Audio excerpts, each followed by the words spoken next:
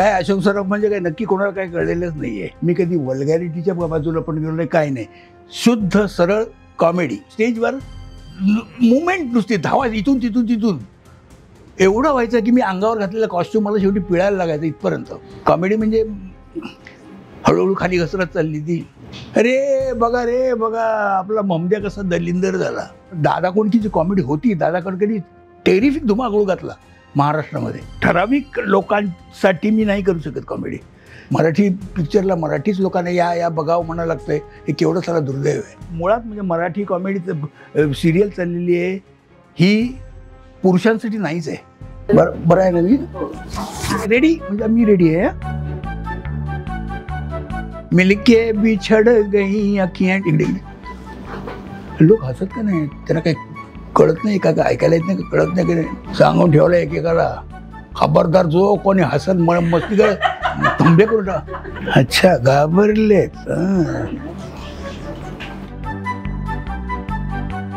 कौन है यार सर ये टाइम पे चाय मांगने वाला.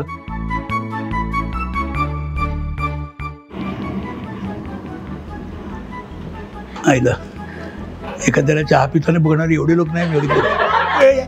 आई खरं संपलं की काय, परत बोलायला सगळं मी बोलणार नाही. काय रे नाही असं नाही, तुला नाही.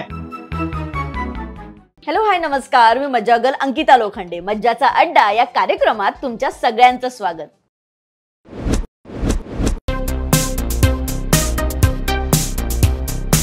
आज आपल्या अड्ड्यावर येणार आहेत अभिनयाची विविध रूप दाखवणारा बहुरूपी. बरोबर ओळखलं तुम्ही. आज आपल्या अड्ड्यावर गप्पा मारायला येत आहेत तुमचे आमचे लाडके सगळ्यांचेच मामा अभिनेते Ashok Saraf.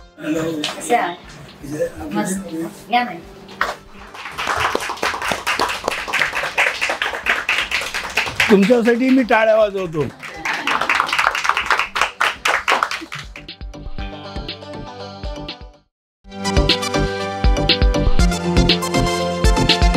Thank you so much सगळ्यात आधी की तुम्ही या अड्ड्यावर आलात. नाही मी पण तुम्हाला सगळ्यांना धन्यवाद म्हणतो की तुम्ही अर्थात तुमचं हे कामच आहे मला माहिती आहे, पण तरी देखील आपलं काम सोडून तुम्ही इथे आलात आणि मला भेटला त्याबद्दल मलाही जरा बरं वाटलं. छान, व्हेरी गुड. अड्ड्यावर आला आहात मामा, तर यावेळेस आम्हाला कधीही न ऐकलेले किंवा कधीही न पाहिलेले अशोक सराफ आम्हाला ऐकायचे.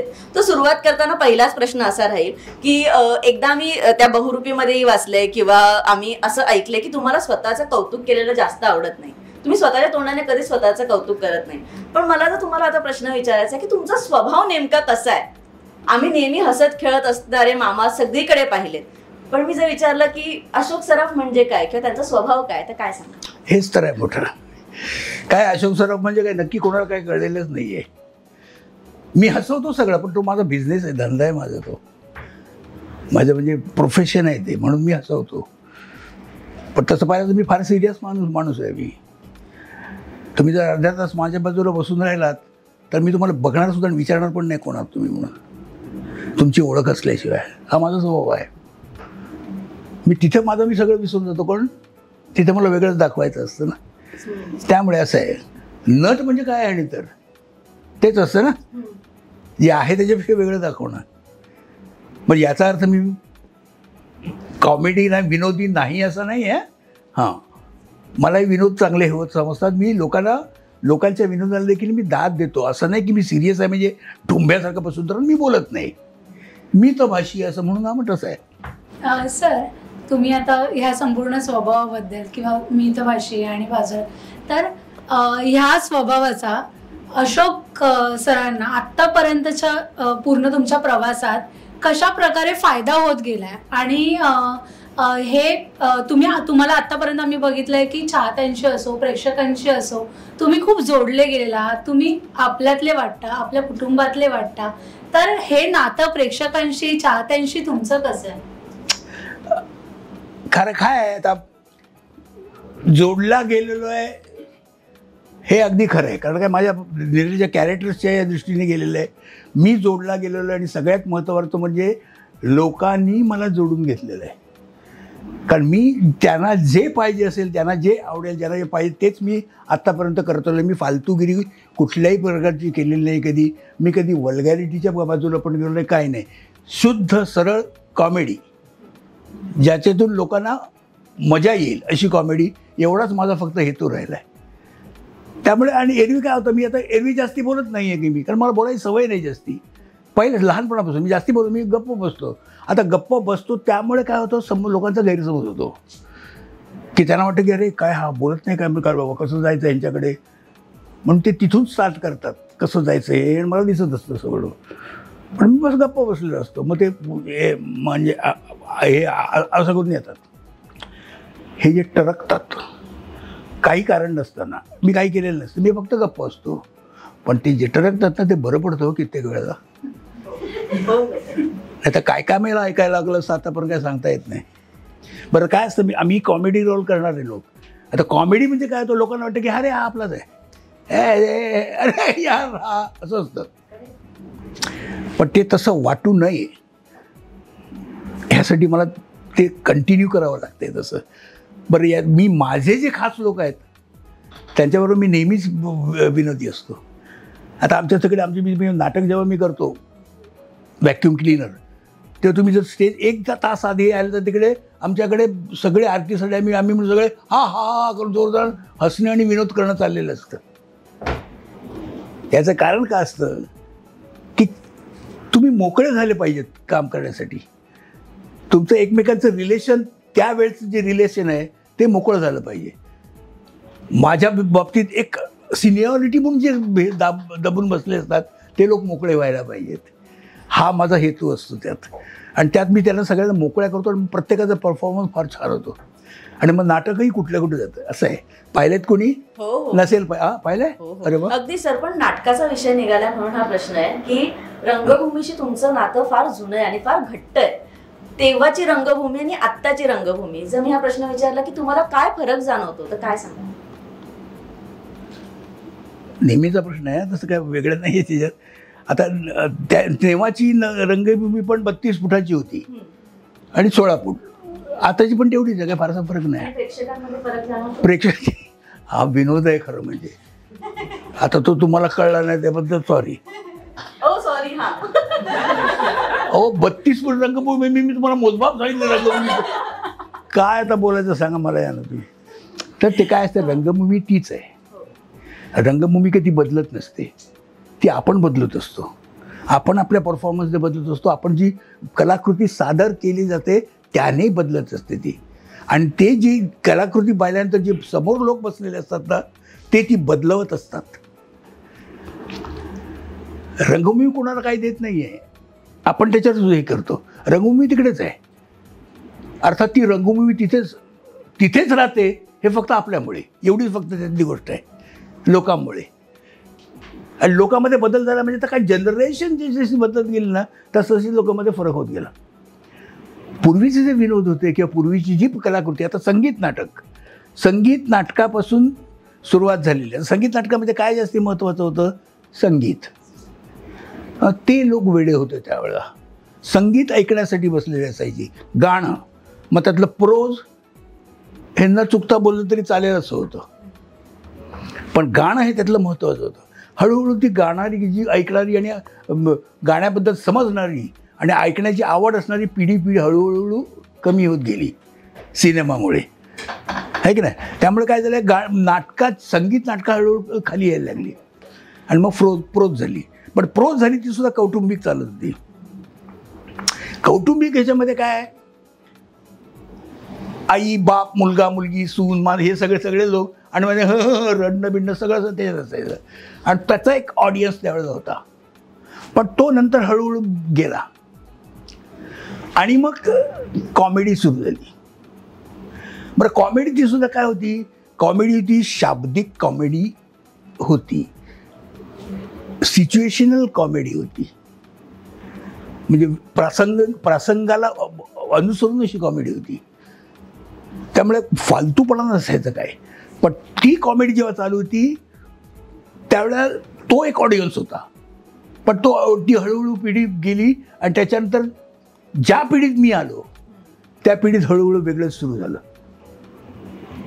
आणि म्हणजे तुम्हाला गोष्ट सांगतो, म्हणजे अर्थात हा बघा तुम्हाला कसं, पण आत्मस्तुतीचा दोष पत्करून मी तुम्हाला सांगतो की त्यातलं जे स्टेजचं वेडेपण आहे, वेगळेपण आहे, हे मी सुरू केलं.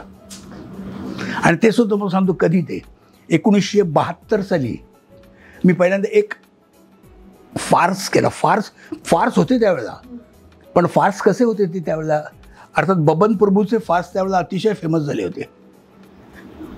झोपीला गेलेल्या जागा किंवा दिनुच्या सासूबाई राधाबाई, पळापळा कोण, हे अतिशय हे होते त्यावेळेला. लोकांना फार्स म्हणजे काय माहीत नव्हतं, कारण तो फ्रेंच प्रकार तो इकडच्या लोकांना माहीत नव्हता. तो त्यावेळच्या तरुण पिढीला आवडायला लागला आणि तो म्हणजे तो फेमस झाला. पण त्याच्यानंतर हळूहळू पिढी बदलत गेली आणि पोरं जास्तीत जास्त ज्ञान व्हायला लागलं जगाचं, आजूबाजूच्या सगळ्याचं ज्ञान व्हायला लागल्यानंतर बदलत गेली. मग त्याच वेळेला मी फार्स करायला सुरुवात केली आणि माझा पहिला फार्स होता हा जो म्हणजे नुसता शाब्दिक म्हणजे डायलॉग्स आणि जे प्रसंग याच्यावर जो होता तो मी त्या सगळ्याला मी ॲक्शनची पण जोड दिली. ॲक्शन म्हणजे काय आता त्याला आपण असं म्हणतो ना फार्सिकल. पण फार्सिकल ते सुद्धा काय फार्सिकलमध्ये काही करतात तसं नाही आहे. ते आमची फार्सिकल फक्त लोकांनी बघावी अशीच होती त्यावेळी. पण त्याला तुमची देहबोली त्याच्यावर झाली पाहिजे, नुसता डायलॉग गेला नाही पाहिजे. ही मी केली पहिल्यांदा 1972 साली. त्यावेळेला मी पहिलं नाटक केलं होतं. हे नाटकाची नावं आठवण्याच्या बाबतीत जरा गोंधळ झाला आहे माझा. तर ते नाटक मिळलं होतं, रमेश पवारांनी लिहिलं होतं ते. आणि त्याच्यात मी पूर्ण ह्याच्यामध्ये स्टेजवर मुवमेंट नुसती धावा इथून तिथून एवढं व्हायचं की मी अंगावर घातलेला कॉस्ट्यूम मला शेवटी पिळायला लागायचं इथपर्यंत. ही पहिली आम्ही आणि ती अतिशय पॉप्युलर झाली त्यावेळेला. तर हे नव्हता, आर्टिस्ट कोणी नव्हते नावाचे त्यात. सगळे आर्टिस्ट सगळे नवीन होते. त्यामुळे त्याला बुकिंग होण्याची कमी होती. त्यामुळे जास्ती जेमतेम 12 प्रयोग झाले त्याचे. पण 12 प्रयोग झाले त्याच्यावर माधव मनोहर यांनी हे लिहिलं होतं. तर माधव मनोहर त्याच्यावर परीक्षण, माधव मनोहरने एक प्रयोग बघितला त्यातला आणि मी माधव मनोहरनं बघितलेलं आहे की असे समोर बसलेले आहेत आणि त्यांनी रुमाल तोंडामध्ये असा कवून असं हसत होते. आता माधव मनोहरसारखं क्रिटिक ज्याचं इतकं म्हणजे खोचक आणि इतकं हे जे परीक्षण असायचं त्याच्यावर त्यांनी त्यांच्यासोबत त्यावेळेचा सोबत अंक होता गवा बेहेर यांचा, त्याच्यात त्यांचं एक कॉलम होतं रंगभूमीवरचं परीक्षण. त्या वाच्यावर त्यांनी माझ्यावर असा पेपर होता तो, ते असे 3 कॉलम त्यांनी फक्त माझ्यावर लिहिले होते. कारण त्यांना तो प्रकार काय वेगळाच वाटला. तर ते हे काय आहे, हा माणूस काय आहे आणि काय करतोय आणि कुठलं सगळ्याचं विलक्षण 3 कॉलम लिहिले होते. मला अजूनही मी शोधतोय तो. मी मला सांगतो तो बहुतेक 1972-73चा हे असावा अंक, 72-73चा. मला कुठे मिळत नाही आहे तो. तर तशी चेंज झाली ती. त्यामुळे मी मी चेंज केला असं मी. त्याच्यानंतर मग काय आता सध्या तुम्ही बघता का कॉमेडी म्हणजे काय झाली आहे ती. कॉमेडी म्हणजे हळूहळू खाली घसरत चालली ती. डबल मिनिंग म्हणजे कॉमेडी असा प्रश्न झाला आहे हल्ली. हरकत नाही, करायला हरकत नाही. पण काय असतं तुमचं डबल मिनिंगचा जेव्हा हे असतो ना तेव्हा तसा लांबून आला पाहिजे, डायरेक्ट येता का म्हणे. कुठल्याही बाईला असं बघून असं होतं का म्हणे बसल्या बसल्या, किंवा मुलाला असं म्हणजे आई काय बोलली असं म्हणता येण्याची पाळी येऊ नये, अशा रीतीने नसलं पाहिजे. हा नेहमी कटाक्ष बाळगला होता त्यावेळेला. आणि त्याच्यानंतर मग मी 74 साली केले ते डार्लिंग. आणि डार्लिंगचं काय धुमाकूळ घातलं संबंध महाराष्ट्रामध्ये. आणि त्याच्यानंतर जो म्हणजे हे झाले कॉमेडी जी सुरू झाली तेव्हा अजून कॉमेडी चालली ती असं आहे. आणि आज 50 वर्ष झाली मी तेच करतो.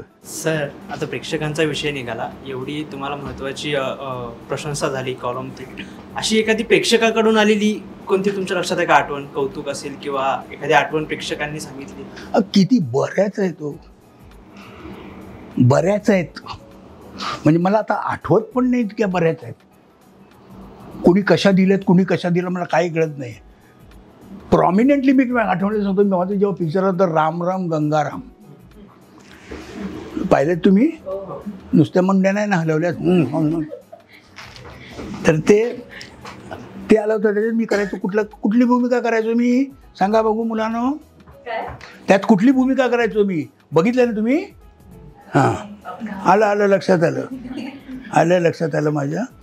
एक आपणाला मला माहिती आहे त्याच्यात मी केली होती ममद्या खाटिकाची भूमिका. तर ती खाटिका इतकी पॉप्युलर झाली अरे बापरे. म्हणजे ते पिक्चर त्यावेळेला गोल्डन ज्युबिली झालं म्हणजे बघा. आणि त्यात मला हे पण 2 अवॉर्ड मिळाले तुम्हाला. म्हणजे महाराष्ट्र स्टेट गव्हर्नमेंटचं पण मिळालं आणि मला फिल्मफेअरचं पण मिळालं त्या भूमिकेसाठी. तर ते जे इतकी पॉप्युलर झाली ती की त्याच्यानंतर मी केलं नाटक एक केलं होतं हमीदाबाईची कोठी. आणि हमीदाबाईची कोठीमधला माझा रोल हा ऑल टुगेदर डिफरंट होता. म्हणजे एकदम कॉमेडी ही तो जे काय करेल त्याच्यावर निघेल ती कॉमेडी. मुद्दाम कॉमेडी अशी नव्हती. तो अतिशय एका गुंडाचा रोल होता. हां पाहिलं नाटक हमीदाबाईची कोठी नाही. हां तर त्यात तो गुंडाचा रोल होता आणि तो गुंडाची दहशत असणारा असा रोल होता तो.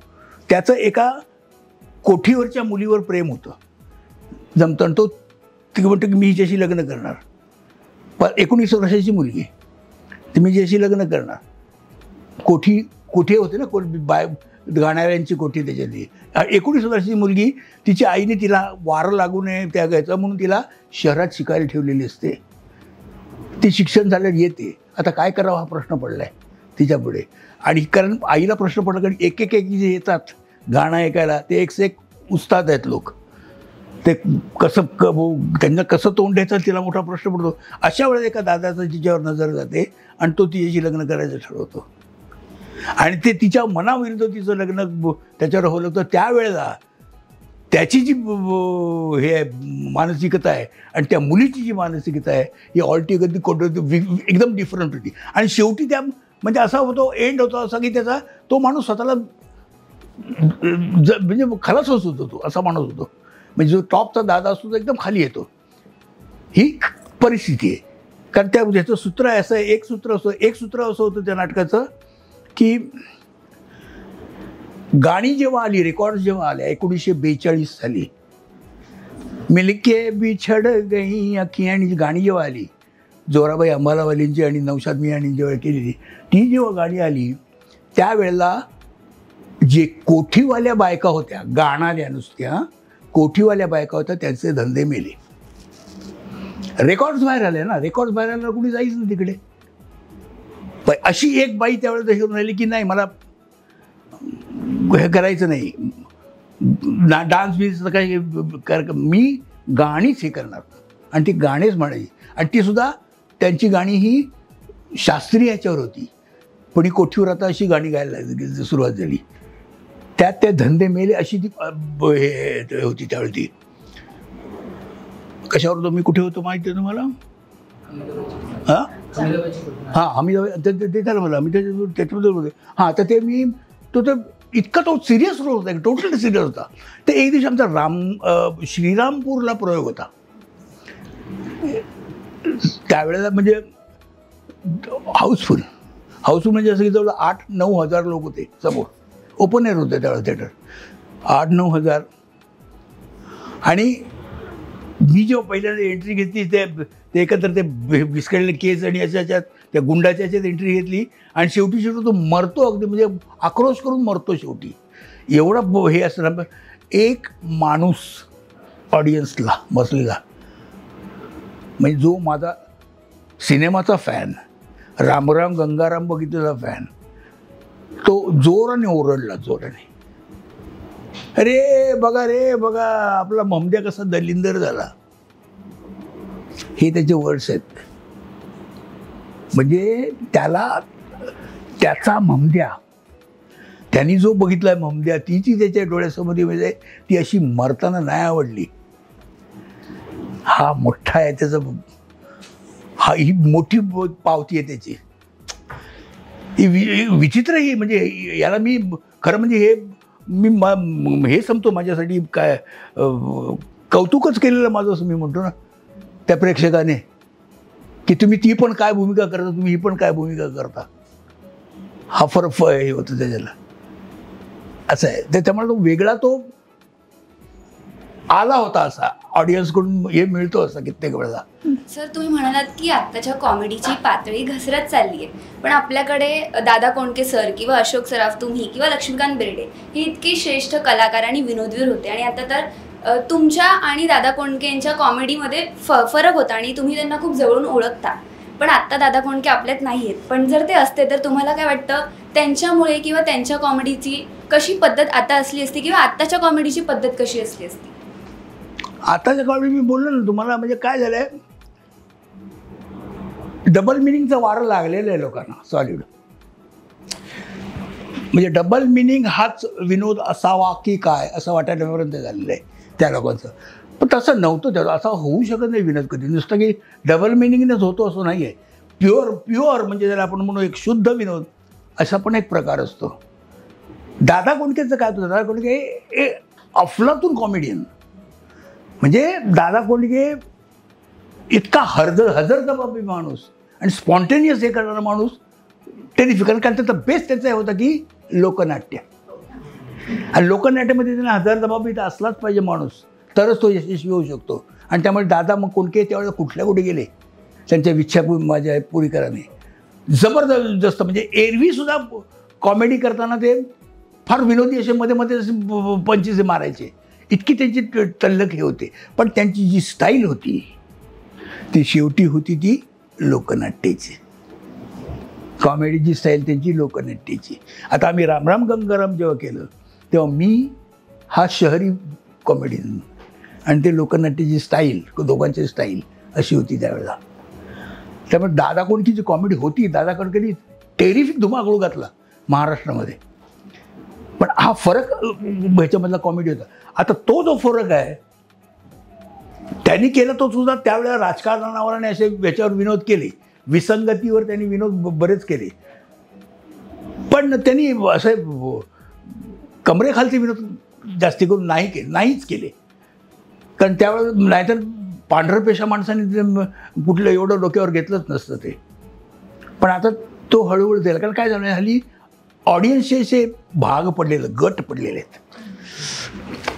एक ऑडियन्स आहे की ज्यांना एक अमुक आवडतं, अमुक वयापासून अमुक वयापर्यंत हे बघणार, असा गट पडत गेलेला आहे प्रत्येक कलाकृतीमध्ये, सिनेमामध्ये काय किंवा नाटकामध्ये काय. त्यामुळे हे नाटक असं केलं तर ते कोणाला आवडेल, हां हे बाबा सगळ्या यंगस्टरला आवडेल, मग त्याप्रमाणे सगळे. आता मग म्हाताऱ्यांसाठी येतं ते, पण सगळेच म्हातारी येतील असं काही सांगता येत नाही. त्यामुळे मग ते नाटक करावं की नाही इथपासून सुरुवात झाली. पण आता करतायत ते तर लोकांना कसं आवडेल. कारण काय असतं, कलाकृती तुम्ही कशीही करता, तुम्ही चांगली करता, तुम्ही उत्कृष्ट सादर करत असता, पण शेवटी जो तो माणूस तिकडे समोर बसलेला आहे तो काय म्हणतो याच्यावर तुमचं सगळं अवलंबून आहे. तो म्हणे अरे वा, तो नाही तर 3 मिनिटात पाठ फिरून निघून गेला तर काय तो परत ते दिसणार सुद्धा नाही तुम्ही. सर तुम्ही बऱ्याच भूमिका साकारलेल्या आहेत आणि प्रेक्षकांकडून प्रत्येक वेळी तुम्हाला पोचपावती मिळालेली आहे. पण तुम्हाला पर्सनली कोणती भूमिका आजपर्यंत खूप जास्त आवडली? नाही काय माहिती आहे, खरं म्हणजे कोणती भूमिका आवडली असं कधी होत नाही. आता काय कुठली भूमिका आवडली म्हणून तर मी ती केली, किंबहुना ती मला जर आवडली नसेल किंवा जरा डावी उजवी असेल तर ती आवडावी अशी मी केली. हा फरक आहे त्याच्यात. कारण तो ध्येय आपला ठेवला पाहिजे. कारण मी काही ठराविक लोकांसाठी मी नाही करू शकत कॉमेडी. मी जी कॉमेडी करते सगळ्या लोकांपर्यंत पोचली पाहिजे, हा माझा दृष्टिकोन असतो. बाकीच्यांचा मला माहीत नाही, तर माझा तर हाच दृष्टिकोन असतो. माझ्या कॉमेडी बघितल्यानंतर मी कधी असं लोकांनी म्हणतं शी कुठली, विशेषतः बायकांनी, शी बाई काय असं होता का म्हणे कधी. आता तुम्ही हे पाहिलं व्हॅक्यूम क्लिनरमध्ये मी काय होतो, नंतर काय होतं मग याने कोणी पाहिलेलं नाही. यानंतर वाटलं तर कधी येऊन बघतील तर त्यांचं हे करू नका, ओपन करू नका काय ते. पण त्यावेळेस जो त्याच्यात दुसरी जी कॅरेक्टर आहे त्याच्यावर कुठेही वल्गॅरिटी नाही आहे. म्हणूनच तुम्ही सगळ्यांशी जोडले गेलेला हाच प्रश्न होता की कारण मी यांचा विचार केलेला आहे. म्हणून मी यांचा विचार केला आहे सादर करताना मी यांच्यासाठी काय करायला पाहिजे. त्यामुळे ह्या लोकांनी सादर केले, अरे आमच्यासाठी करतोय, म्हणजे मग खलास हे लोकांचं प्रेम असणारच माझ्यावर, मी नाकारच शकत नाही. आणि मी करतो ते ह्यांच्यासाठी तुमच्यासाठीच करतो आणि कोणासाठी नाही. माझा आनंद ठीक आहे, कारण काय कुठल्याही नटाला काय, जेव्हा तुम्ही ऑडियन्सला ज्याला आवडतं तेव्हा त्याचा आनंद आहे ना. आणि त्याच्यात आणि दुसरं त्याला काहीच चूक नाही आहे. तर तो किती दिवस करत बसणार, क्या मैंने किया क्या असं नाही होत कधी. क्या मैंने किया होतच नाही. अशोक सर, तुम्ही प्रेक्षकांच्या आनंदासाठी आम्हाला इतके वर्ष तुम्ही हसवत आले आहात, प्रत्येकाच्या चेहऱ्यावर तुम्ही हसू आणलात. तर अशोक सर स्वतःच्या आनंदासाठी काय करतात? म्हणजे मालिका तुम्ही आता कोणती मालिका किंवा कॉमेडी शो असेल किंवा तुम्ही इतर काय पाहता, म्हणजे काय तुम्हाला आवडतं स्वतः, जर तुम्हाला सांगायला आवडेल? केवढा कठीण प्रश्न विचारला. म्हणजे तिला एवढं विचारला केवढा वेळ लागला बघ. काय मला, मी आता आनंदी राहण्यासाठी काय करावं हे तुम्हाला खरं सांगू का, मी आनंदी राहण्यासाठी हे असं बघून मला मी काय आनंदी नाही होऊ शकत. कारण जे मी करतोय तेच करतायत ना, माझाच दाखवत आहेत ते सगळं. म्हणजे माझी हे नाही, पण कॉमेडी दाखवतात ना सगळे, त्याच्यात मी काय आनंदी होणार. मी त्याच्यात होतो आनंदी होतो, ठेवतो स्वतःला की मी ते कसं केलं त्याच्यात मी माझा आनंद शोधतो. मोठी गोष्ट ही सोचण्यालायक गोष्ट आहे. त्यामुळे मग आपण तू लांबलाचा प्रश्न विचारला की मी अर्धा विसरलो. काय म्हणाली तू? म्हणजे तुम्ही आनंद म्हणजे कशा शोध, आनंदी राहण्यासाठी किंवा आताच मालिका बघत असाल, अजिबात बोलू नको, अजिबात बोलू नको. मालिका बघत असतो म्हणून काय विनोद म्हणजे बघत असाल तर? नाही नाही नाही नाही नाही नाही नाही नको, मी नाही बघितलं, भीती वाटते मला. मग निवेदिता मॅमची मालिका पण नाही बघत का? भीती वाटते. एकदा मला म्हटलं ना मी काय असं कॉमेडी नसते हल्ली कॉमेडी मालिकामध्ये. बिचारा चान्सच नाही मिळत ना. नवरा नवरी बायको, मग आई मावशी काका तात्या नाण्या, मग एक कोणतरी विलन, तो संपला की मग दुसरी कॅरेक्टर विलन, मग तिसरी कॅरेक्टर विलन, असं चाललेलं असतं ते. त्यामुळे त्याच्यात काय विनोद काय, त्याच्यात काय मानायचं सुख. मुळात म्हणजे मराठी कॉमेडीचं सिरियल चाललेली आहे ही पुरुषांसाठी नाहीच आहे, ती बायकांसाठी आहे. अगं बाई ग बाई काय झालं ग तिचं, हेच करण्यात जाते सगळे दिवस. हे मी शहरातलं आहे असं मी म्हणत नाही आहे, कारण सिरियल ही गावागावात पोचते टी व्हीमुळे, ते तिकडे हे चालतं. आणि ह्या सिरियल तिकडे जास्ती पॉप्युलर होतात. आमच्याकडे बरेच सोर्सेस आहेत ना, वागडं एक बंद कर, दुसरीकडे जायला भाई आहेत ना, तिकडे काही नाही ना, त्यांना हेच बघावं लागतं. चॅनल्स नाही जास्ती, असं होतं. तुम्ही बऱ्याच बाबतीत ट्रेंड सेटर ठरलात. म्हणजे तुम्ही रंगभूमीवरही ट्रेंड सेटर ठरलात, मालिका विश्वातही हंपाच सारखी मालिका ट्रेंड सेटर ठरली. ती पुरुषांसाठीही होती, म्हणजे लहानांपासून म्हाताऱ्यांपर्यंत ती मालिका बघितली जायची. आणि प्युअर कॉमेडी होती, कुठेही फालतुगिरी नाही आहे त्यात. एक हैराण बाप जो दाखवायचा आहे 5 मुलींच्या ह्याच्यामध्ये, तो हैराणच दिसला. आणि त्यातून निघणार तो विनोद सगळा. रायटर पण चांगला होता त्याचा, इम्तियाज पटेल, त्यांनी फार लिहिलं पण छान होतं. म्हणजे चान्स मिळायचा आणि माझं इम्प्रोव्हायझेशन, म्हणजे एक वाक्य दिलं की दुसरं वाक्य माझं. आता ती सुद्धा इंटरॅक्शन चालतं ते फोटोतल्या बायकोवर, युनिक प्रकार होता त्यावेळेला, तो कोणी केलं नव्हतं असं. आता ती आयडिया त्याची, वर्क झाली, पण त्याचं ते हे केलं ते माझं आयडिया सगळी. त्यांनी लिहिलं, त्यांनी फोटो त्याच्यावर बोलतो, ती बोलते ह्याच्यावर बोलते, पण ती बोलल्यानंतर मी जे त्याच्यावर बोलतो ना विक्रम, ते सगळं माझं आहे. ते नव्हताच प्रकार तो कधी बोलतो असा.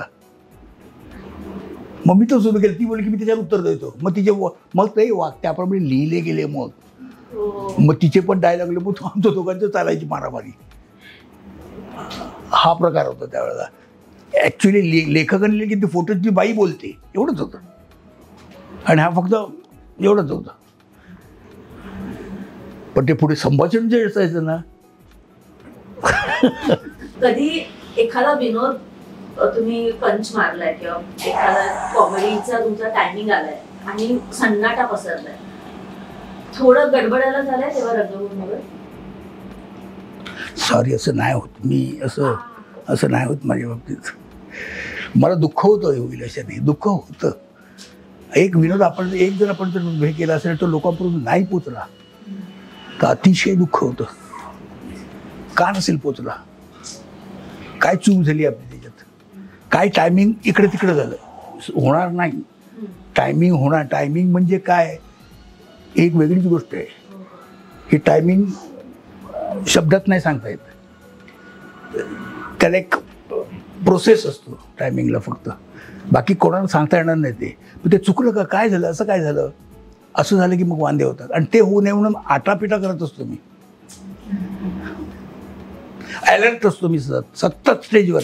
मला काही कळत नाही आजूबाजूचं काही. टायमिंग ही गोष्ट आहे ना, ही टायमिंग लोक म्हणतात होता टायमिंग काय टायमिंग काय हे कोणालाच कळलेलं नाही. टायमिंग म्हणजे काय? लोकांना असं वाटतं की टायमिंग कुठलाही जोक हा ऐकायला मिळाला असला चांगला की आपण हसलो म्हणजे तसं नाही आहे. टायमिंग ही गोष्ट बऱ्याच ह्याच्यावर अवलंबून आहे. टायमिंग ही गोष्ट अशी आहे की तुम्ही तुमचा जो काही विनोद असेल किंवा तुमचं जे वाक्य असेल, विनोदी वाक्य असेल, ते तुम्ही कसं बोलता हे मुळात आहे. त्याची स्वच्छता, क्लॅरिटी किती तुम्ही प्लेस करता तो हे आहे. बरं, तो जो डायलॉग आहे हा तुमचा डायलॉग तुम्ही जेव्हा सुरू करता त्यावेळेला समोरच्या वाक्याचं माणसाचं डायलॉग संपलाय कुठे, त्याच्यानंतर आपण कुठे सुरू करायचं, याला टायमिंग आहे एक. हे पण एक टायमिंग आहे. आणि ते बीट्सवर अवलंबून आहे. बीट्स 1 2 3 4 असा जो बीट गाण्याचा असतो त्याच्यावर अवलंबून असतं. त्याचं वाक्य संपलं, शेवटचा शब्द संपला की तुमचं वाक्य सुरू झालं बरोबर एक बीट सुरू झालं पाहिजे, तर त्याचा इम्पॅक्ट मिळतो. हा प्रॉब्लेम आहे आणि ते सांभाळावं लागतं बरंच त्याच्याकरता. टायमिंग तिथे आहे. बरं, टायमिंग मी एका पहिलं जेव्हा मी केलं होतं फार म्हटलं ना, एक होता शिंपी, जे मी तुम्हाला म्हटलं होतं ना पहिलं 72 साली केलं तरी, एक होता शिंपी म्हणून नाटक होतं ते. तर त्याच्यामध्ये एक मोठं वाक्य त्यांनी लिहिलं होतं आणि ते मी मोठं वाक्य बोलायचो आणि लोकांचा मोठा हे मिळायचा, लाफ्टर मिळायचा, ह्याचा मिळायचा. तर मी एक दिवशी मी काम करता करता मला हे जर म्हटलं आतमध्ये विनगेत होते, म्हटलं हे जे माझं वाक्य आहे ना, तुला मी हे वाक्य तोडून 3 लाफ्टर काढून दाखवतो बघ. आणि ते मी 3 ठिकाणी तोडलं आणि 3 ठिकाणी 3 लाफ्टर काढले. बरं, काय असतं ती 3 लाफ्टर असे होते की तुम्ही एक वाक्य बोलल्यानंतर जे वाक्य बोलाल त्या वाक्याला एक लोकांची हसण्याची एक पद्धत असते, म्हणजे एक प्रोसेस असते की एक आवर्तन असतं. ते आवर्तन करून जिकडे असं फेड आउट ना तिकडे तुमचं दुसरं वाक्य सुरू झालं पाहिजे. तर तो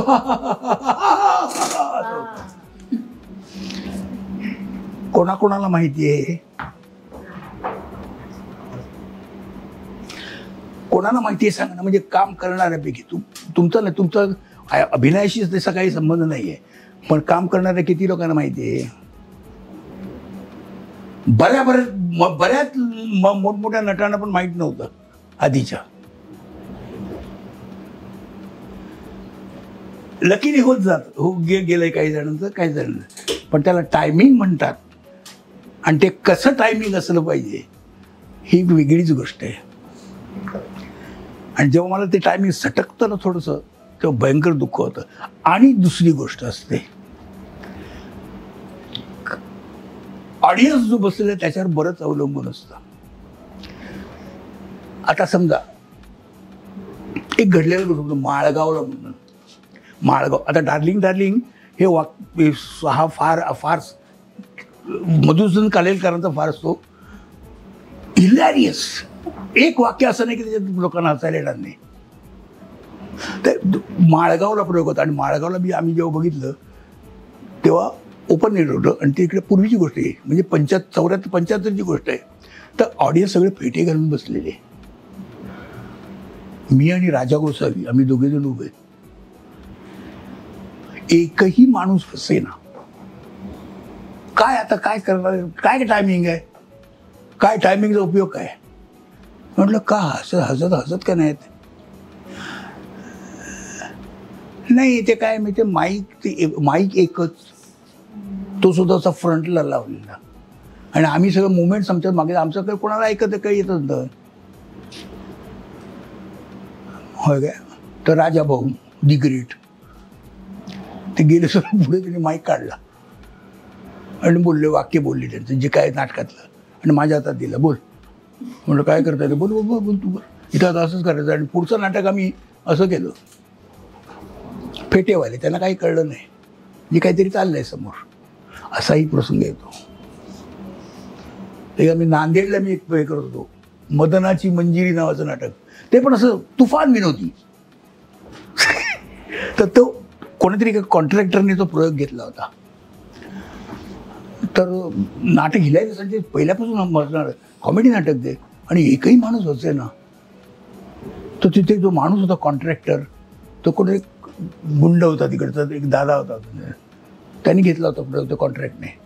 तर म्हणले इकडे, मी नाही विचारलं, आमच्या जो चंदू टेके वगैरे इकडे इकडे. लोक हसत का नाही, त्यांना काही कळत नाही का, ऐकायला येत नाही का, कळत नाही का नाही, हसत का नाहीत. काय असतील सांगून ठेवलं एकेकाला, खबरदार जो कोणी हसत मस्ती काय पुंडे करू. आता कोण हसणार मला सांग. असंही घडतं. जो हसायचे न्यायची काय आहे असं करून जोरात त्यांनी दिला. कळलं म्हटलं. मग केलं तसं सगळे असे. तर त्यांना भीती, दादा कधी मारेल सांगता येत नाही, असं आहे. मला आत्ता जस्ट असं विचारावं असं वाटतं की 50 वर्षांपासून तुम्ही दिलीप सरांना ओळखता. ते ज्येष्ठ पत्रकार तेव्हा होते, ते आत्ताही आहेत. हे बॉन्डिंग आहे ना कलाकाराचं पत्रकारांशी, हे तुम्ही फार छान जपलंय. म्हणजे मी आत्ता जेव्हा आम्ही कोणत्याही कलाकाराचे 10 वेळा जरी इंटरव्ह्यू घेतले तरी तो कलाकार आम्हाला ओळखत नाही. इतकी पब्लिसिटी असून, डिजिटल मीडिया इतकं पुढे गेलेलं असूनही त्या कलाकारांना आम्हाला ओळखणं फार कठीण जातं. पण तुमचं आता बॉन्डिंग बघून मला खरंच कौतुक वाटतं की तुम्ही म्हणजे हे जे पत्रकारांशी असलेलं नातं मामांचं किती म्हणजे जुनं आहे. म्हणजे हे काय म्हणतात, या पत्रकारांनीच तुम्हाला पुढे आणलंय. काही तुमचे आर्टिकल असू दे किंवा तुमचे इंटरव्ह्यू असू दे, त्या पत्रकारांबद्दल तेव्हाचे पत्रकार आणि आत्ताचे पत्रकार काय सांगा. तेव्हाचे पत्रकार खरंच सिन्सिअर होते. म्हणजे त्यांना ते परीक्षण जे करायचं ते परीक्षण करायचे. आता जसं नाही, मी जरा चांगलं लिहितो असं नाही, कधी नव्हतं. ते ट्रू हे करायचे. आता नंतर काही सगळे कुठे गेले आहे. यांनी मात्र चिकाटी ठेवली ना. यांनी निश्चित ठरलं की आपण याच्यात काहीतरी करायचं मार्ग, त्याचा प्रश्न होता आणि त्यांनी तो केला चांगला. बरं, त्यांनी इतकी माहिती त्याच्याकडे आहे की कोणाकडे नाही आहे. हा जो संग्रह करण्याचा हे होता तो दुसरा कोणी नाही केला ना. त्यामुळे कोण कुठे गेले हे कळलंच नाही. किती जुने पत्रकार होते, मी किती लोकांना मी आतापर्यंत तोंड दिलं असेल, पण हा काय माझ्यावरच असायचा, हा दिसायचा मला नेहमी. तो हा अजून आहे तो. आणि तर एकच नाही म्हणून त्याला मी म्हटलं ना, दिलीप अनंत ठाकूर, दी ठाकूर, ठाकूर नुसता, एकदा दिलीप नुसतं. इतक्या निरनिराळ्या प्रकाराने त्यांनी हे केलेलं आहे. काय असं लोक त्यांच्यावर अवलंबून आहे. जो काम करतो त्याच्यावर अवलंबून आहे. तुमची कामाबद्दलची निष्ठा काय आहे, तुम्हाला काय करायचं आहे, आणि आपण जे काम करतोय त्यात आपल्याला कुठपर्यंत जायचं आहे हा विचार शेवटी तुम्हालाच करायचा असतो ना. सिनेमामध्ये किंवा नाटकामध्ये आल्यानंतर मला कुठपर्यंत जायचं आहे हा विचार मी ठरवलं नसतं तर काय उपयोग नव्हता ना.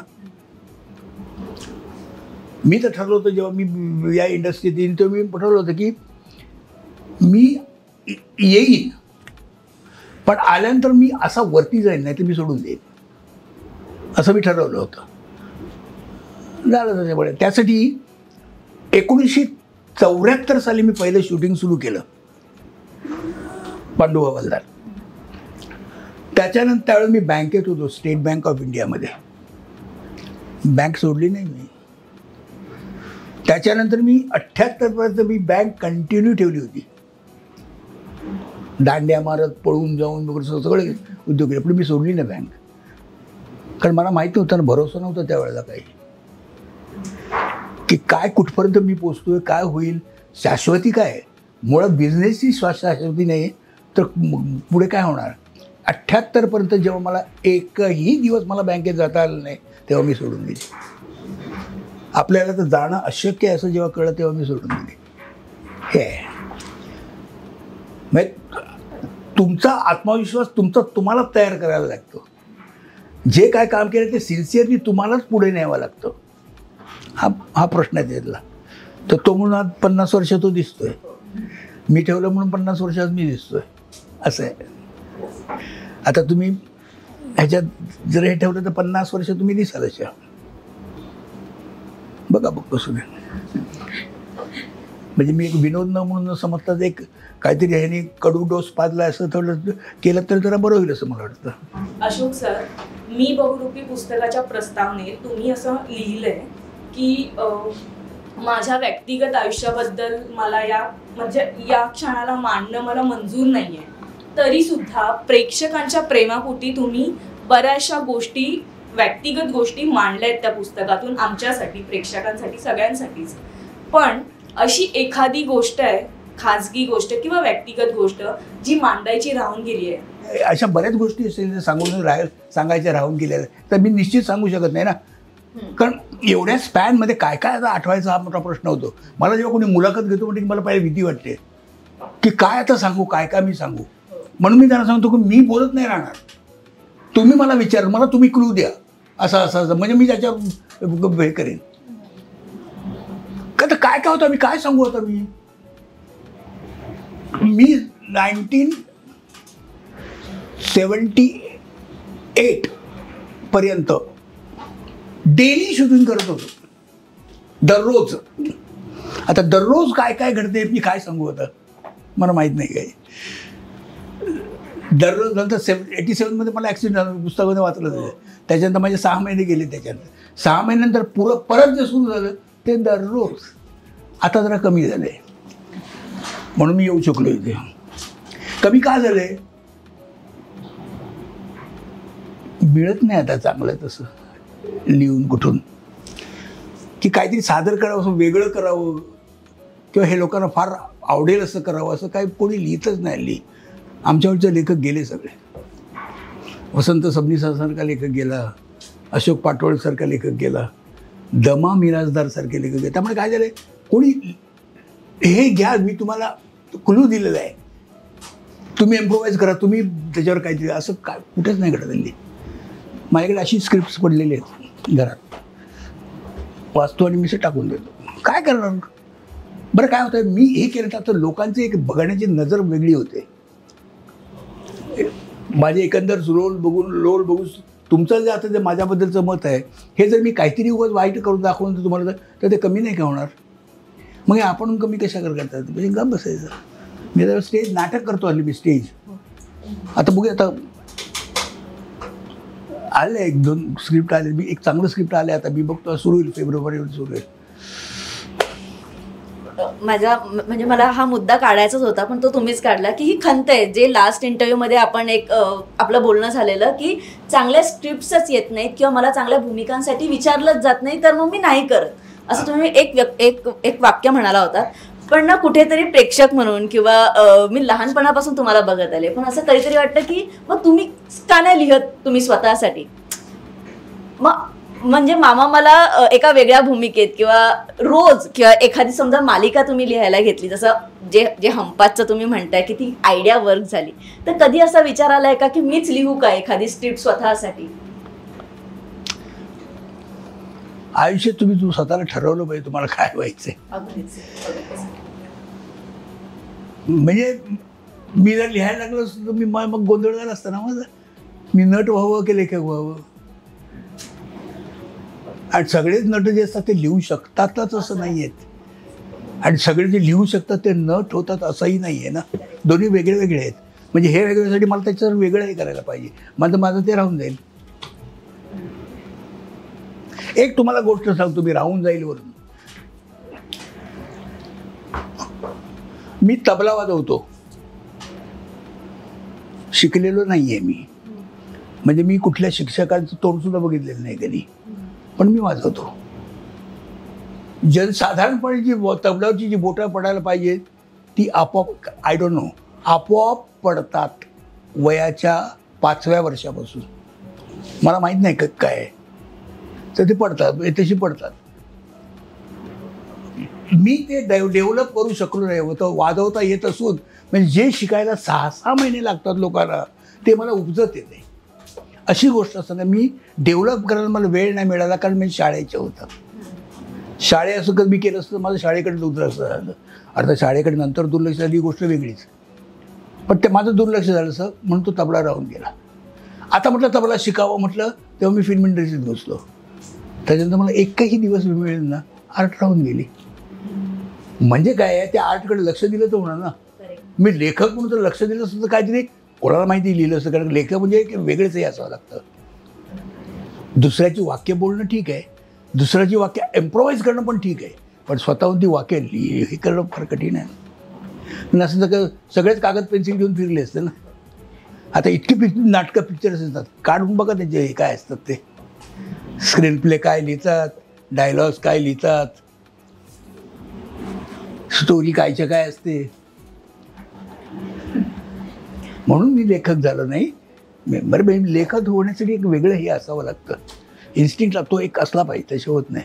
तुमचा आणि लक्ष्मीकांत सरांचा बॉन्ड, शपथ मला सांगतो शोधावं लागला आवाज कुठून आला. जर म्हटलं बोल, घसा खाकरलाच वाट लागली सॉलिड काहीतरी विचारणार आहे. सर तुमचा आणि लक्ष्मीकांत सरांचा बॉन्ड आम्ही सगळ्यांनीच पाहिलाय. कुठे आहे तो? मूवीज मध्ये. Bond bond. तर असं आम्ही ऐकलंय की लक्ष्मीकांत सरांचा स्वभाव बाहेर खूप खट्याळ होता, पण तुमच्यासमोर म्हणजे तुमच्यासमोर खूप ते घाबरून राहायचे, तुमचा खूप धाक होता त्यांच्यावरती, तुमच्या शब्दाबाहेर नव्हते बिलकुल ते. तर हे याच्याबद्दल काहीतरी सांगा. काय आहे, तो टॅलेंटेड होता माणूस, त्याबद्दल काय वादत नाही. म्हणजे त्यांनी म्हणजे असं झिरोतून तयार केलंय सगळं. नट कुठल्याही माणसाने झिरोतून स्वतःचं हे करावं हे फार कठीण असतं, नाही सगळ्यांना जमत नाही ते, पण त्यांनी केलं. माझ्यावर सतत राहायला होता तो. किती 50 पिक्चर आम्ही केले जवळजवळ मराठीमध्ये.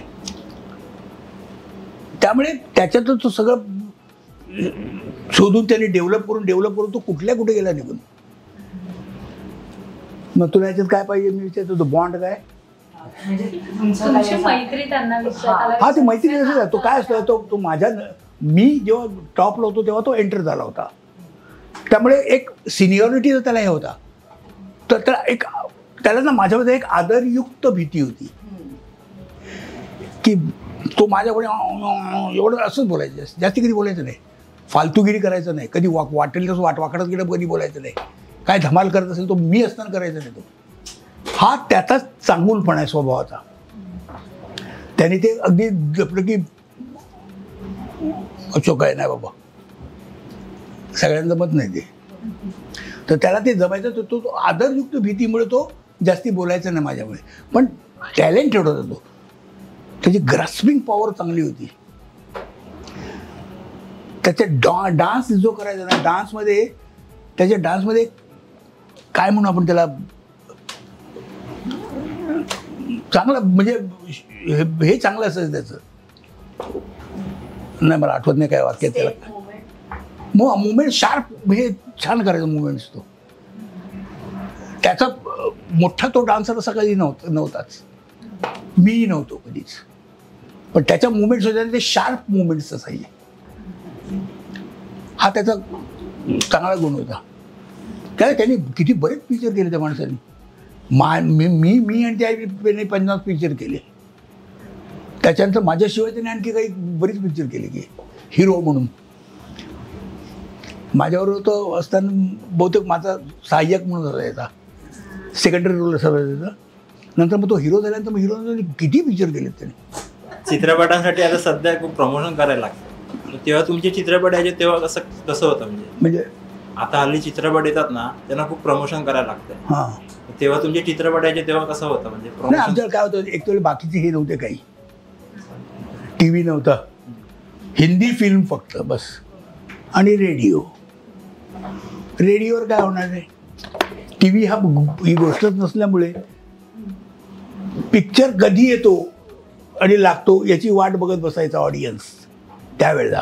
म्हणजे मराठीचं असं नाही, हिंदीचं पण हळूहळू एक हे आल्यानंतर मग लोकांना आता आठवण करून द्यावे लागले की आम्ही येतोय म्हणून हे प्रमोशनचं हे आलं. पण तरी देखील प्रमोशनचं आलं म्हणून लोक येतातच असं काही नाही आहे. शेवटी पिक्चर हे कुठलाही सिनेमा हा सिनेमा काय आहे याच्यावर चालतो. तुम्ही काय करता ह्याच्यावर महत्त्वाचं आहे, ते महत्त्वाचं असेल. आवडलं जास्तीत जास्त मराठी सिनेमा किंवा हिंदी सिनेमा हिंदी सिनेमाची गोष्टच वेगळी आहे, त्याचा आपण विचारच करू शकत नाही. तिकडे म्हणजे त्याला काही अर्थच नाही आहे, शोषणबाजी तिकडे जास्ती आहे. मराठी सिनेमा हा जास्तीत जास्त हा माउथ पब्लिसिटीवर चालतो. तुम्ही जर तुम्ही म्हणाल तर पिक्चर चांगलं आहे ना, अच्छा चाललं पिक्चरला, आणखी कोणी म्हणतो अरे आम्ही पिक्चर बघायला मजा आहे यार, असं चालला पिक्चरला. एकाने जर कोणी चांगलं बोललं तर तो बरं, एखाद्याला तर स्वतःलाच हे करायचं, तो एकाला विचारेल काय ते पिक्चर कसं आहे, हो छान आहे, ते पाहिलं काय पिक्चर, पाहिलं चांगलं आहे काय, चांगलं आहे असं तो 5 जणांना विचारेल, आणि ते 5 जण जेव्हा चांगलं म्हणतील तेव्हा जाऊन तिकीट काढेल. असले मराठी लोकांचं आहे. हिंदीचं तसं नाही, फर्स्ट डे फर्स्ट शो असं नाही त्यांचं. आता मग त्यासाठी एवढं प्रमोशन करावं लागतं की या बाबा. बरं त्यावेळेला आता सर मल्टिप्लेक्स एवढी थिएटर्स झाली आहेत, त्यावेळेला एवढ्या फिल्म्स लागायच्याच नाहीत ना. ज्या काय फिल्म्स लागतात त्याच्यातून कलेक्शन, पण आता एवढ्या फिल्म्स लागल्या की त्यामुळे दिवस कमी झाले. जर हाऊसफुल झालं तर कमी दिवसात हे निघतं ना, खर्च निघून. तर त्यावेळेला आता लोकांना बोलवावं लागते, या पिक्चरला या. मराठी पिक्चरला मराठीच लोकांना या बघावं म्हणावं लागतंय. हे केवढं सारा दुर्दैव आहे. असं एक अर्थात वाईट गोष्ट आहे की प्रमोशन करावं लागतंय की आम्ही आलोय, आम्ही दाखवतोय. पूर्वी पेपरमध्ये एक नुसती जाहिरात यायची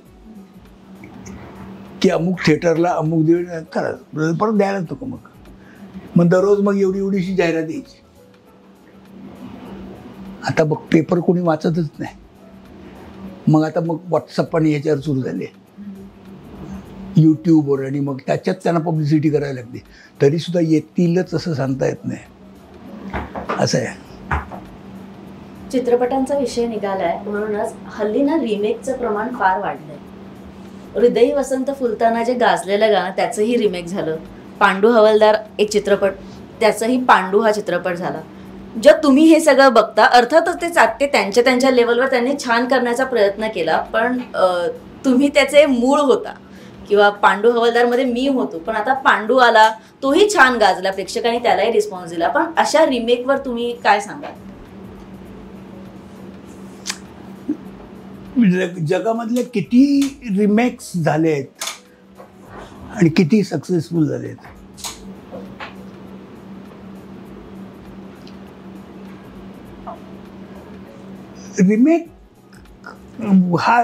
रिमेक हा तसा होत नाही. त्यांनी ते पाहिलेलं असतं, सक्सेसफुल असतं, ते त्यांनी पाहिलेलं असतं. परत ते पाहायला त्यांना वाटेलच असं सांगता येत नाही ना आपल्याला. आता तुम्ही म्हणता याचा हृदयी वसंत फुलताना कुठला रिमेक झालाय? हेमंत धुमेंनी चित्रपटात ते गाण्याचं हे केलंय, गाणं घेतलं त्यांनी. गाण्याचं बनवाबनीचं रिमेक नाही. आता बनवाबनीचं किती रिमेक केलं तरी चालणार नाही, तो नाही चालणार तो. कारण काय असं नाही, एकदा लोकांनी पाडले ते त्यांच्या मनात आहे ना, ते परत तुम्ही त्यांना किती दाखवलं तरी त्यांना आवडणार नाही. त्यात आता सिक्वेल म्हणून एक भाग आलेला आहे, तो सुद्धा काय तुमचा जो पिक्चर काय त्याच्या वरचा असेल तर चालेल ना, नाही तर कशाला बघतील लोक. तर सिक्वेल हे झूट आहे. सिक्वेल हे बघा हिंदीवाल्यांना लोकांना ठीक आहे, हिंदीवाले सुद्धा सिक्वेल किती झाले तशी असं चालवणार नाही ना, असंच आहे. सिक्वेल मराठीमध्ये रिमेक केलेला पिक्चर, एकच मराठी सिनेमामध्ये रिमेक केलेला पिक्चर चाललेला आहे जो, आणि तो सुद्धा हिट पिक्चरवरून, हिंदीमधल्या हिट पिक्चरवरून जो रिमेक केलेला आहे, असा एकच पिक्चर फक्त चाललेला आहे, तुफान चाललेला आहे. बाकी एकही पिक्चर चाललेलं नाही. सांगा कुठला पिक्चर असेल? एकच चाललाय. हिंदीत तुफान हिट, मराठीत तुफान हिट. सांगा कुठलं? नाही. तुम्ही पाहिलं असेल पण तुम्हाला नाही माहीत नाही. धूमधडाका. धूमधडाका हे प्यार किए ज्यावरून केलंय. तुम्ही प्यार कियाचं कोणी पाहिलंच तेव्हा तुम्ही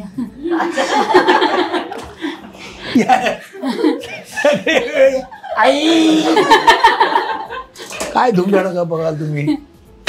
धूमधडाका हे प्यार किए ज्यावरून केलेलं आहे. आणि प्यार किए ज्या हे सुपरहिट पिक्चर होतं त्यावेळेचं. त्याच्यावरून धूमधडाका केलं हे सुपर डुपर हिट. बाकी कुठलंही नाही. आता आणि कुठलं नाही मला आठवतच नाही कुठली परत कुठल्या पिक्चरवर केलं. आता एक कोणीतरी बच्यावरून केलं होतं रिमेक, पडोसनचा. हां पडली. कुठे गेलं?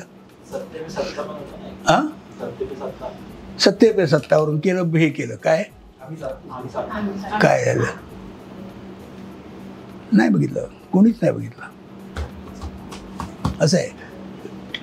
सिक्वेन्स तो झाला की जाते ज्याने का मजा आपली ही नाही.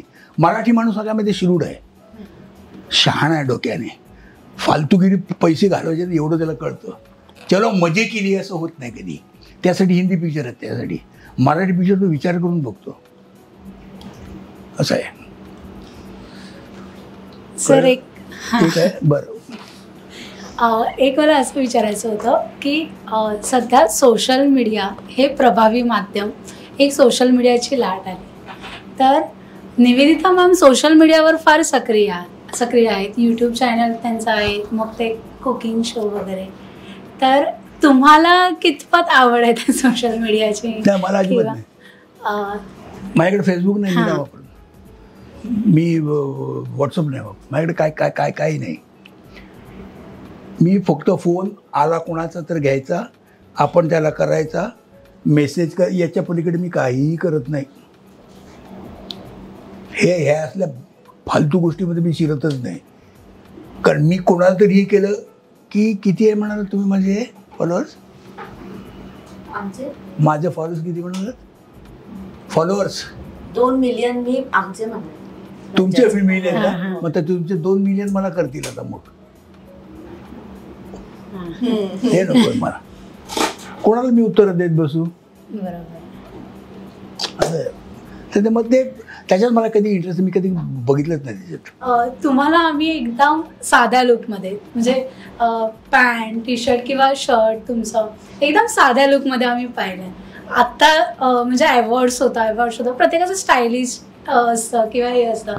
पण अशोक सराफांचं स्टायलिश किंवा कधी कसं तुमचा पेहराव किंवा तुमचं हे कसं राहिलंय? साधा असतो माझा.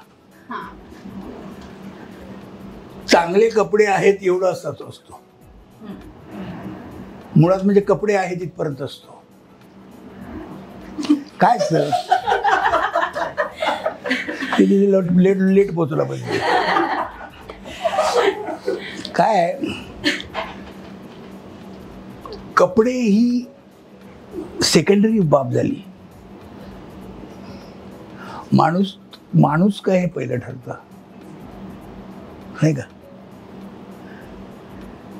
तू जर ब्रिलियंट हे कर, तू म्हणजे असं मी म्हणतो, तुम्ही ब्रिलियंट जर बोलत असेल, वेगळं असेल, तर तू काय कपडे घालून असेल मी विचार नाही करणार त्याचा, होय की नाही? असं ते त्यामुळे काय होतंय, कपडे ही सबऑर्डिनेट गोष्ट आहे. तुमचं कर्तृत्व हे सगळ्यात मोठं आहे. त्यामुळे मी कधीही कपड्याची हे केलेली नाही आहे. मी माझे कपडे, मी एक टी शर्ट असतो आणि पॅन्ट असते बस. मी कधी सूट पूट फारच आता मोठे प्रोग्राम होते तेव्हा मला जायला लागतं, पण मी कधी साधा असतो माझा वेळ. आता मला सांग, बरेच नट असे आहेत की काही हे करत नाहीत. नाना पाटेकर कुठेही जा, तो सदराणी लिंगामध्ये असतो. विक्रम गोखले सदायचंच, दिलीप प्रभावळकर बुश शर्ट आणि पॅन्ट आणि खाली चपला. कोण त्यांच्याकडे काय घातलं कोणी बघत नाही. ते म्हणतात हा दिलीप प्रभावळकर आहे, हा विक्रम गोखले आहे, नाना पाटेकर आहे. तर त्यात ती गोष्ट ही दुय्यम ठरते. तर ती गोष्ट दुय्यम बनवायचा प्रयत्न करायला पाहिजे, नाही का. म्हणून काय होतंय, मी कपड्याला महत्त्व देत नाही काही. मग असे तुम्ही विनोदाच्या टायमिंग बद्दल सांगितलं, पण विनोद हा ॲक्शन रिॲक्शनचा पण खेळ. बऱ्याचदा तुम्ही ॲक्शन केलं तर समोरच्याची रिॲक्शन तशी आली तर तो विनोद अधिक खुलतो. तुम्ही दादा कोंडके, मध्यंतरी तुमच्या काळात लक्ष्मीकांत बेर्डे ते आत्ताच्या सिद्धार्थ जाधवपर्यंत तुम्ही प्रत्येकाबरोबर काम केले. तर तुमच्या विनोदाची लेवल मॅच करणारा कुठला कलाकार म्हणजे त्याच्यावर तुम्हाला काम करायला आवडलं? काय म्हणजे विनोदाची लेवल मॅच करणारा कोणी तसा सापडणं फार मुश्किल आहे. मी जेव्हा हे करतो माझ्यामध्ये मी करत असताना समोरच्याचं मी टायमिंग ॲडजस्ट करून घेतो. म्हणजे माझ्या टायमिंगप्रमाणे मी त्याला आणतो तिथे. लक्ष्मीकांत बेर्डेला आणलेलं आहे मी तसंच, प्रशांत दामलेला आणलेलं आहे. माझ्या टायमिंगमध्ये बसवलीत माझ्या समोर मी जेव्हा काम करतो त्यांच्यावर तेव्हा. निळकंठ कृष्णाजी फुले, निळू फुले, इतरकडे तिकडे वेगळे असतात पण माझ्यावर काम करताना वेगळे असतात.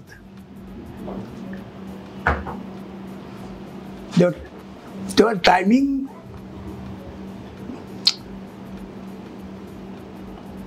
प्रॉब्लेम होतो. मग तसा कधी नसल्या की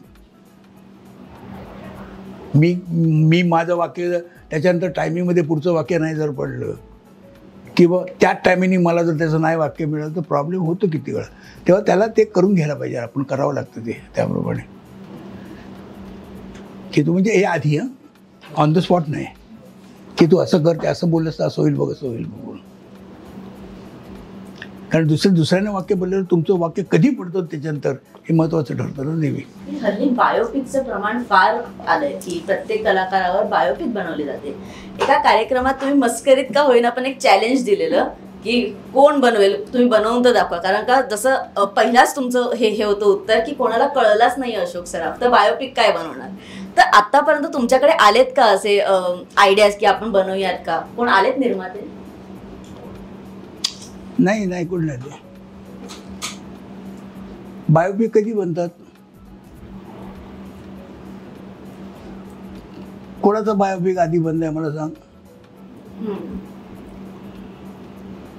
नंतर मग काय तो ते नंतर बायोपिक त्याच्यानंतर केला ना, गेल्यानंतर की मग त्यातले काय दोष असतात ते दाखवून जातात, नाही का. माझा बायोपिक कसं तयार होईल? बायोपिक याचा अर्थ त्याच्यानंतर आहे ना. बायोपिक कुठले चाललेत? गंधर्व चाललं फक्त. गंधर्व का चाललं? तो पहिलाच होता. बरं त्या काळात त्या वेशात आणि ह्याच्यात सुबोध भावे सुपर्ब दिसला, सुपर्ब काम केलं त्यांनी, वाटला हा बालगंधर्व आहे असं. हे त्याचं एक यश होतं. बरं त्यांनी जो संबंध त्याचा जो बॅकग्राऊंड जे केलं होतं ना, उभं केलं होतं ना, सगळं परफेक्ट त्या काळाशी हे होतं. त्यामुळे ते लोकांना एक वेगळंच वाटलं त्यावेळेला. पुढे काय झालं? बायोपिक काय नाही, बायोपिक काय बंडल आहे असं नाही चालत. मज्जाचा अड्डा आज एक संधी देते तुम्हाला की जर तुम्हाला आज स्वतःला काही सांगायचं असेल तर अशोक सराफ काय सांगते? बजावत असतो मला की हो साहेब तुम्ही अशोक सराफ आहात.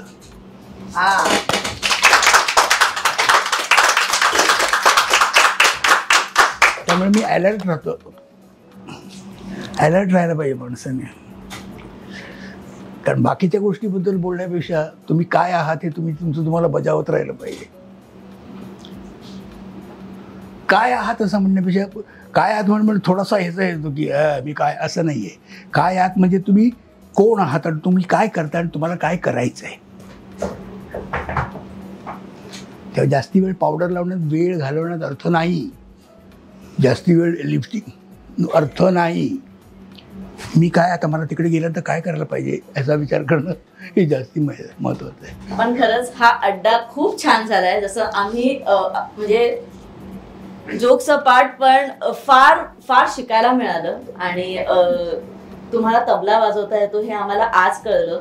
तुम्ही हंपाचमध्ये जे कनेक्शन जे तुम्ही बसवलं तेही आम्हाला आज कळलं. अशा बऱ्याच गोष्टी आहेत तुमच्याबद्दलच्या ज्या आम्हाला आज कळल्या आणि थँक्यू खरंच मनापासून की तुम्ही या अड्ड्यावर आलात आणि इतका वेळ दिलात. मला फक्त जाणून घ्यायला आवडेल तुम्हाला कसं वाटलं. Thank you very much. म्हणजे मी तुमच्या समोर बसून मी बोललो आहे. सहसा मी खुलत नाही जास्ती, पण आज काय मला माहीत नाही काय झालं, पण मला पण आवडला. वेळ मजेत गेला. अगदीच. पण आमच्याकडून जर काही चूक झाली असेल तर सगळ्यांच्या वतीने मी सॉरी. मला शोधावी लागेल आता ती काय म्हणजे. पण तुम्ही मज्जाच्या अड्ड्यावर आलात, इतका छान वेळ दिलात म्हणून मज्जाकडून तुम्हाला छोटंसं गिफ्ट. उभरायला पाहिजे. नाही, मी इथे ठेवते तुमच्यासाठी. बरं हे हा तूच बुद्धिमान दिसतेस मला. मला यांच्यात तूच जास्ती बुद्धिमान दिसते. कमाल आहे बाबा. बरं हसत खेळत हा अड्डा पार पडलाय. तुम्हाला हा व्हिडिओ कसा वाटला मला नक्की कळवा. लाईक करा, शेअर करा, कमेंट करा आणि सबस्क्राईब नक्की करा. तोपर्यंत मी मज्जा गर्ल अंकिता माझ्या संपूर्ण टीम सोबत आणि अशोक सरांसोबत घेते तुमचा निरोप. थँक्यू.